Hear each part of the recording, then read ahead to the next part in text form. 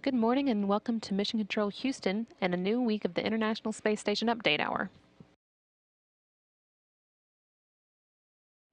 We're here with the International Space Station Flight Control Team inside of the International Space Station Flight Control Room, where Flight Director Tomas Gonzalez-Torres is leading the team with help from Capcom Rob Hayhurst.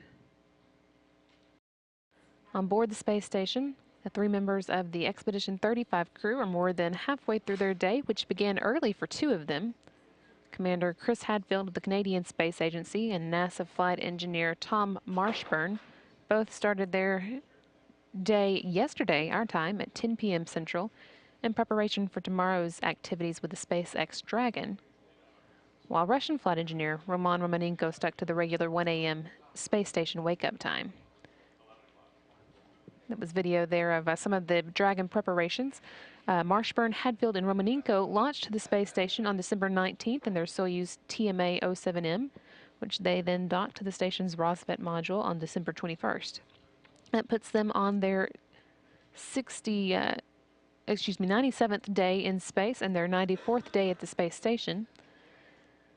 The 3 have been alone at the station since March 15th, when their previous 3 crew members, Kevin Ford, Evgeny Turelkin, and Oleg Novitsky, left to return home after about 143 days in space. They're now looking forward to being joined by 3 crew members on Thursday, when NASA astronaut Chris Cassidy and Russian cosmonauts Pavel Vinogradov and Alexander Misurkin are scheduled to not only launch at 3:43 p.m. Central Time from the Baikonur Cosmodrome, but also dock that same day to the station's Poisk module at 9:32 p.m. This will be the first single-day journey to the space station for a crewed vehicle, though the Russians have tested the plan out with several Progress cargo ships recently. NASA TV coverage of the day's events will begin at 2:30 p.m. Central Time on Thursday. And you can get a rundown there of the exact coverage times of all the events. Before the Soyuz arrives, however, the current crew will be bidding farewell to the SpaceX Dragon capsule and its 2,668 pounds of science samples for human research, biology and biotechnology studies, physical science investigations, and educational activities. View here of the Dragon on its arrival at the end of the space station's robotic arm, which they'll be using tomorrow to now release it. Marshburn and Hadfield are spending the majority of their day preparing for tomorrow's Dragon departure. They finished loading the last of the cargo into it at 7:20 a.m. this morning. Seeing some video of that here. And they since have been working to prepare they since have closed the hatch. That occurred at 8:09 a.m. and now they're working to prepare the vestibule between the Dragon hatch and the Harmony hatch for the vehicle's undocking. And before wrapping up for the day, they'll also install a control panel in Harmony that's going to allow the team here on the ground to get the common berthing mechanism connecting the vehicle to the space station ready as well. The work to actually undock the Dragon using the space station's robotic arm is scheduled to begin at 3:05 a.m. Central Time tomorrow. NASA TV coverage is going to begin at 3 a.m. Central.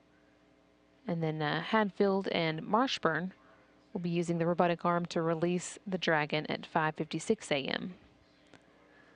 The vehicle will complete a series of 3 departure burns in the 10 minutes that follow that release, and the final deorbit burn that will drop the vehicle back into the Earth's atmosphere for its return home is scheduled to take place at 10:42 a.m. Central Time. You can see an animation of that procedure from its undocking to its release here.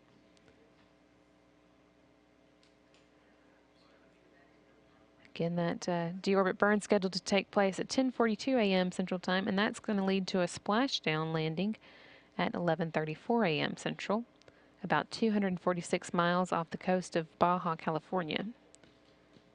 You can see a rundown of those activities here. The ships that will pick up and bring it back to land left yesterday, and they should have the capsule back on land about 30 hours after its return. Then the scientific cargo it's carrying will be returned to NASA that day. With all these comings and goings, and with only half the normal crew size, there's not a great deal of time left over, but Marshburn and Hadfield are still managing to squeeze into some scientific work. In fact, last week they completed more than 45 hours of science operations between the two of them.